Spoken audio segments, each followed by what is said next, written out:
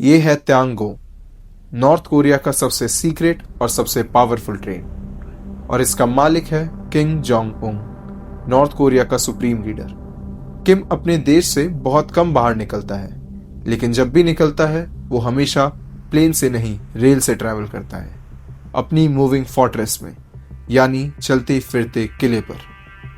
अभी अभी किम प्योंगयांग से निकला है। उसका डेस्टिनेशन है वोटोश्चिनी कॉस्मोड्रोम, रशिया, जहां वो व्लादिमीर पुतिन से मिलने जा रहा है। ये सफर करीब 2 दिन का होगा और 1000 किलोमीटर से ज्यादा का।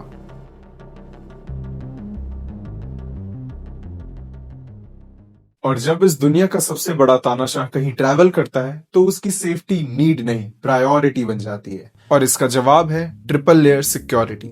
किम की ट्रेन के आगे एक पूरा ट्रेन कॉनवे चलता है जो ट्रैक्स के और आसपास के एरिया में एक्सप्लोजिव, एम्बुशेस और ट्रैप्स को चेक करता है। उसके बाद पीछे एक और ट्रेन होती है जो कि फुल होती है हेविली आर्म्ड सिक्योरिटी कमांडोज से, ताकि किसी इमरजेंसी में किम को तुरंत रेस्क्यू किया जा सके।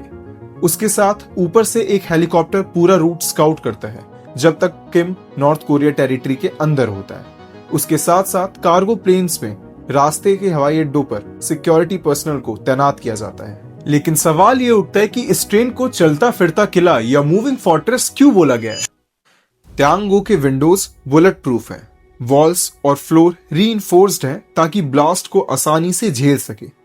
ट्रेन के अलग अलग कंपार्टमेंट्स में हैवी वेपन तक रखे गए हैं, जैसे anti aircraft missile, anti tank missile और दोनों साइड्स पर मशीन गन्स।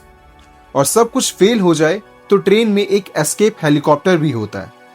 इतनी सिक्योरिटी के चक्कर में ये ट्रेन बहुत हैवी हो चुकी है, इसीलिए त्यांगो की स्पीड सिर्फ 60 किलोमीटर पर आवर के आसपास होती है, और कभी कभी तो इससे भी स्लो।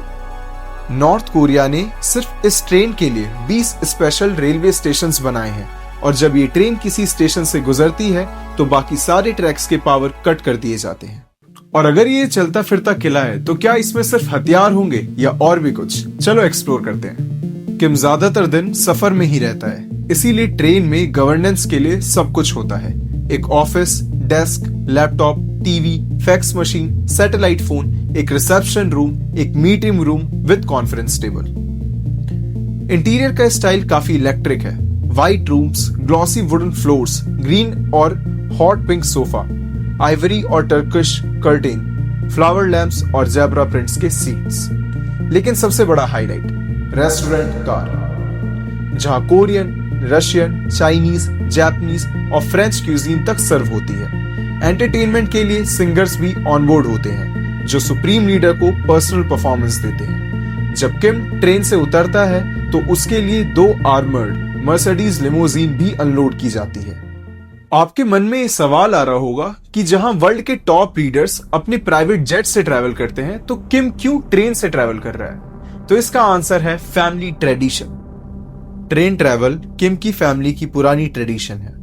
यह है कुमसशन पैलेस, जहां किम अल संग और किम जोंग इल के रिमेन्स के साथ उनके पर्सनल ट्रेन कार्स के लाइफ साइज मॉडल्स भी रखे गए हैं। किम जोंग इल तो प्लेन से ट्रैवल करने से डरते थे, इसीलिए 2001 में उन्होंने लगभग 1 महीने का लंबा ट्रेन टूर रशिया के लिए किया, जो कि 20,000 किलोमीटर लंबा था। लेकिन फिर 2004 में कुछ ऐसा हुआ जो कि इस ट्रेन की सिक्योरिटी के ऊपर सवाल खड़े कर देता है। किम जोंग इल की ट्रेन योंगचोंग स्टेशन से गुजरी और कुछ घंटों के बाद वहां एक मैसिव एक्सप्लोजन हुआ, जिसमें 160 लोग मर गए और 1300 लोग इंजर्ड हो गए। बहुत लोगों ने इसे असैसिनेशन अटेम्प्ट कहा, और उसके बाद 2009 में रशियन फोटोग्राफर्स को किम की ट्रेन की तस्वीरें लेने से रोक दिया गया। साइबेरिया के विलेजेस को लॉकडाउन तक कर दिया जाता था जब ट्रेन पास होती थी। लेकिन इस स्मार्टफोन एरा में किसी चीज को कहां तक छुपाया जा सकता है? पहले त्यांगोंग मिस्ट्री थी, बट अब स्मार्टफोन्स के जमाने में इसके विजुअल्स वायरल होते रहते हैं। ट्रेन एक प्रोपोगेंडा सिंबल बन चुकी है। इसके नाम में ही त्यांगो यानी सन है। ये किम को एक डाउन टू अर्थ लीडर दिखाने की कोशिश करती है, बिल्कुल यूएस प्रेसिडेंट के शाइनी एयरफोर्स 1 के अपोजिट।